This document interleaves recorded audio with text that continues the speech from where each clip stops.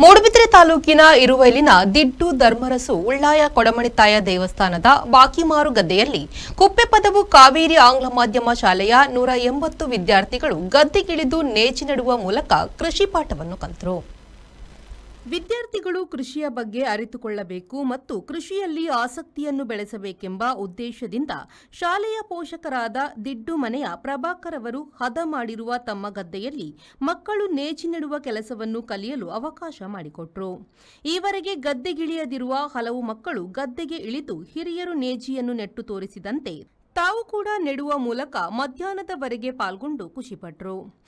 ನೇಜಿ ನೆಡುವ ಸಂದರ್ಭದಲ್ಲಿ ಹಿರಿಯರಾದ ಯಮುನಾ ಮಜ್ಜಿಗುರಿಯವರು ಪಾಠನ ಹೇಳಿಕೊಟ್ಟಾಗ ವಿದ್ಯಾರ್ಥಿಗಳು ಕೂಡ ಓಬೇಲೆಗೆ ಧ್ವನಿಗೂಡಿಸಿ ಸಂತಸಪಟ್ಟರು.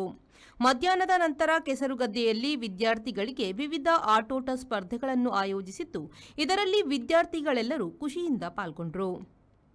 ಇದಕ್ಕೂ ಮೊದಲು ಇರುವೈಲು ಗ್ರಾಮ ಪಂಚಾಯತ್ನ ಮಾಜಿ ಅಧ್ಯಕ್ಷ ವೆಲೇರಿಯನ್ ಕುಟಿನ್ನ ಕಾರ್ಯಕ್ರಮವನ್ನು ಉದ್ಘಾಟಿಸಿದರು. ಕೃಷಿಕ ಪ್ರಸಾದ್ ಶೆಟ್ಟಿ ಮುಖ್ಯ ಅತಿಥಿಯಾಗಿ ಪಾಲ್ಗೊಂಡು ಮಾತನಾಡಿ, ವಿದ್ಯಾರ್ಥಿಗಳು ಶಾಲೆಯ ಪಾಠದ ಜೊತೆಗೆ ಕೃಷಿಯ ಮಹತ್ವದ ಬಗ್ಗೆ ಅರಿತುಕೊಳ್ಳಬೇಕು ಮತ್ತು ತಮ್ಮನ್ನು ತೊಡಗಿಸಿಕೊಂಡು ಮುಂದಿನ ಪೀಳಿಗೆಗೆ ಕೃಷಿಯನ್ನು ಉಳಿಸಿ ಬೆಳೆಸಬೇಕಾಗಿದೆ ಎಂದರು. ಈ ಮಕ್ಕಳಿಗಾಗಿ ಕಾವೇರಿ ಶಾಲೆ ಕುಪ್ಪೆಪದವು ಇಲ್ಲಿನ ಮಕ್ಕಳಿಗೆ ಒಂದು ಕೃಷಿಯ ಬಗ್ಗೆ ಅನುಭವ ಕೊಡಬೇಕೆಂಬ ಒಂದು ಉದ್ದೇಶವನ್ನು ಇಟ್ಟುಕೊಂಡು ಕೃಷಿಯಲ್ಲಿ ಮಕ್ಕಳಿಗೆ ಏನೆಲ್ಲ ಆಗ್ತದೆ, ಹೇಗೆ ಅದನ್ನು ನಡೆಸಿಕೊಂಡು ಹೋಗಬಹುದು ಎಂಬಂತಹ ಒಂದು ಪರಿಕಲ್ಪನೆಯನ್ನು ಇಟ್ಟುಕೊಂಡು ಮಕ್ಕಳಲ್ಲಿ ಕೃಷಿಯ ಬಗ್ಗೆ ಅರಿವು ಮೂಡಿಸುವ ಬಗ್ಗೆ ಒಂದು ಇಟ್ಟುಕೊಂಡಂಥ ಈ ಕಾರ್ಯಕ್ರಮ ಒಳ್ಳೆಯ ರೀತಿಯಲ್ಲಿ ಮಕ್ಕಳೆಲ್ಲ ಕಾರ್ಯಕ್ರಮವನ್ನು ನಡೆಸಿಕೊಟ್ಟಿದ್ದಾರೆ.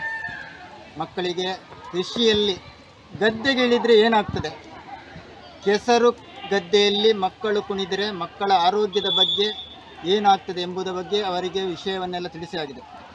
ಮಣ್ಣಿನಲ್ಲಿ ಒಂದು ಕ್ರಿಮಿ ಇರ್ತದೆ, ಅದು ಮಕ್ಕಳ ಆರೋಗ್ಯಕ್ಕೆ ಒಳ್ಳೆಯ ಒಂದು ವಿಚಾರವಾಗಿದೆ. ಹಾಗಾಗಿ ಮಕ್ಕಳನ್ನು ನಾವು ಖಾಲಿ ಮೊಬೈಲ್ ಅಥವಾ ಇತರೆ ಒಂದು ಕಂಪ್ಯೂಟರ್ ಯುಗದಲ್ಲಿ ಇರಿಸುವುದಲ್ಲ, ಮಕ್ಕಳಿಗೆ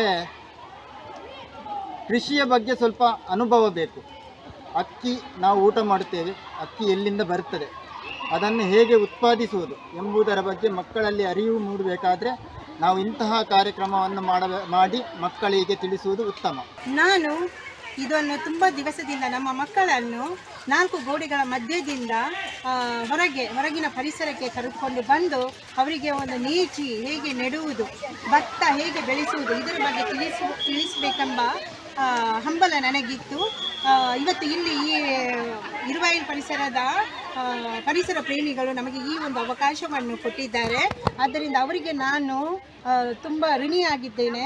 ಯಾಕೆಂದರೆ ಮೇನ್ಲಿ ನಮ್ಮ ಮಕ್ಕಳಿಗೆ ಸಬ್ಜೆಕ್ಟ್ ಸೈನ್ಸಲ್ಲಿ ಸ್ಪೆಷಲ್ ಆಗಿ 6th to 10th ಸ್ಟ್ಯಾಂಡರ್ಡ್ ಮಕ್ಕಳಿಗೆ ಕ್ಯೂರಿಯಾಸಿಟಿ ಎಂಬ ಸೈನ್ಸ್ ಟೆಕ್ಸ್ಟ್ ಬುಕ್ ಇದೆ.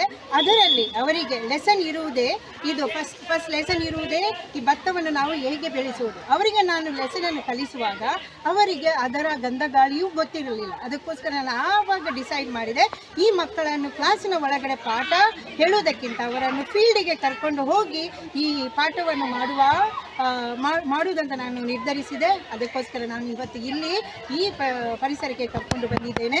ಅತಿ ಸುಂದರವಾದ ಪರಿಸರ ನಮಗೆ ನಮ್ಮ ಒಬ್ಬರು ಪೋಷಕರು ಒದಗಿಸಿಕೊಟ್ಟಿದ್ದಾರೆ. ಈ ಸಂದರ್ಭ ಧರ್ಮಣ್ಣ ಪೂಜಾರಿ ಕುಕ್ಕಿಮಾರ್, ಲಕ್ಷ್ಮಣ ಮಜ್ಜಿಗುರಿ ಉಪಸ್ಥಿತರಿದ್ದರು. Premashree, V4 news, Moodbidri.